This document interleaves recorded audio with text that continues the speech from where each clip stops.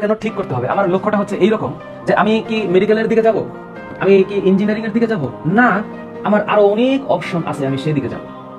আমি একটা শিওরলি একটা কথা বলে দিই তোমাদের, যারা চিকিৎসক হতে চাও, যারা জানো যে এই জার্নিটা কেমন, দেখেছো শুনেছো, ইচ্ছা আছে, মেডিকেলে এটা হচ্ছে একটা টেকনিক্যাল সাবজেক্ট, এখানে দক্ষ হতেই হবে।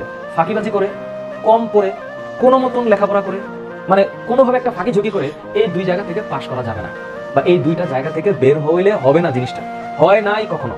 কিন্তু কিন্তু তুমি যদি মেডিকেল অ্যাসপিরেন্ট হও, তুমি যদি ইঞ্জিনিয়ারিং অ্যাসপিরেন্ট হও, তোমার যদি ফিজিক্স ম্যাথ ভালো লাগে, ফিজিক্স ম্যাথ ভালো লাগে, এসএসসি লাইফে ভালো লাগতো, ফিজিক্সটাকে এনজয় করতাম, তোমার ম্যাথকে ভালো লাগতো, ম্যাথকে তুমি এনজয় করতাম, যদি এই ধরনের সিচুয়েশন তোমার সাথে হয়ে থাকে, বা তোমার যদি মন থেকে চাও তুমি ফিজিক্স আর ম্যাথটাকে ভালোবাসো, তোমার করতে আনন্দ লাগে, তোমার জিনিসগুলোকে ভাবতে ভালো লাগে, তাহলে আমি বলবো তোমরা ইঞ্জিনিয়ারিংটাকে মাথায় রেখে সামনে আগাও, তোমার লক্ষ্যটা ঠিক রাখো, এইমটা ঠিক রাখো। আচ্ছা, আর মেডিকেলে যদি চিন্তা করো যে মেডিকেলে যাবো, কেন যাবো? বাবা মা ডক্টর হতে বলেছে, বা ডক্টরদের একটা আলাদা সম্মানের জায়গা আছে। তোমরা রিসেন্টলি রিপোর্টগুলোতে দেখেছো যারা প্রশ্ন ফাঁস করেছে এবং যারা এই পথে হেঁটেছে, এদের জীবন একটা বেহাল দশা হয়েছে। আল্লাহ মাফ করুক তোমাদের জীবনে যেন এরকম কিছু না হয়। তোমাদের যদি অ্যাকচুয়ালি প্যাশনেট হও, যদি তোমরা প্যাশনেট হও মেডিকেলের দিকে, যে তুমি একজন ডক্টর হবা, তুমি পেশেন্টকে ট্রিট করবা, অসুস্থটাকে, যদিও এটা আল্লাহ তাআলার নিয়ামত, সুস্থতায় রূপান্তর করার জন্য তোমার একটা ভূমিকা থাকবে, তোমার বায়োলজি ভালো লাগে, তোমার বায়োলজি পড়তে ভালো লাগে, তাহলে আমি বলবো তাহলে মেডিকেল প্যাশনেট হয়ে যাও। এখন থেকে মেডিকেল প্যাশনেট হয়ে যাও।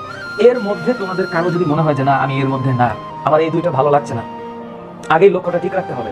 তখন তুমি চাইলে অনেক কিছু হতে পারো, অন্যান্য এই দুইটা ছাড়া আরো অনেক অপশন আছে। তুমি চাইলে চার্টার্ড অ্যাকাউন্টেন্ট হতে পারো, তুমি পাইলট হতে পারো, তুমি ভালো একজন উদ্যোক্তা হতে পারো, ব্যবসায়ী হতে পারো, বিজনেস মানে এর চাইতে সুন্দর জিনিস আর হয় না। মানে আমি বলছি না এই সেক্টরটাকে বাদ দিয়ে বলছি, বিজনেস, ভালো ব্যবসা যদি তোমার মাথায় থাকে, হালাল উপার্জন, হালাল ইনকামের চিন্তা যদি মাথায় থাকে, বিজনেসে সেটাকে আনতে চাও, করতে পারো।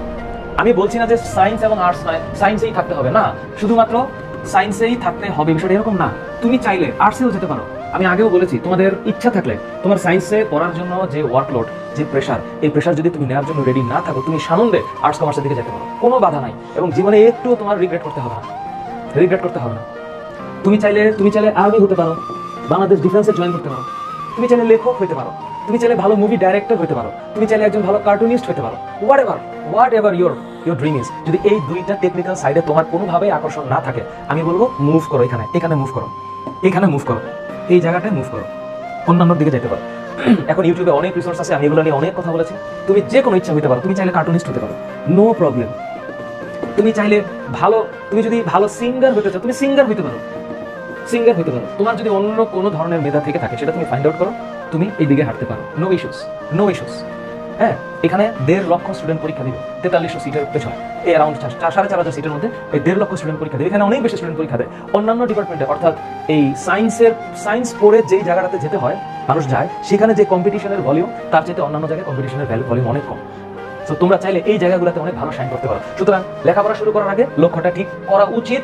অনেকে এটাও জানে না যে স্যার আমি আসলে কোনটা হবে আমি জানি না, করতে থাকি, স্যার যদি কোনো একটা কিছু ভালো লাগে তাহলে হতে পারে, সেটাও হতে পারে। তুমি যদি লক্ষ্য ঠিক করতে না পারো, যদি না পারো, কোনো